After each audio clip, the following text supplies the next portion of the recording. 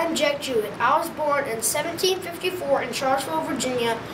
When I was 27 years old, on June 3rd through 4th of 1781,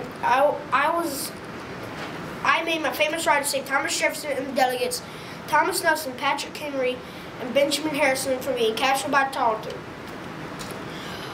On June 3rd, 1781, I was at Cuckoo Tavern in Louisa County. I heard the sound of riding cavalry coming down the road. I hid behind some bushes and heard Tarleton say he was going to lead the dragoons to capture Thomas Jefferson and the delegates at Monticello. I rode through bush, field and forest on my horse Sally. I was guided by the light from the full moon, getting my clothes and skin torn from briars and sharp twigs. When I got to Monticello, I banged on the door.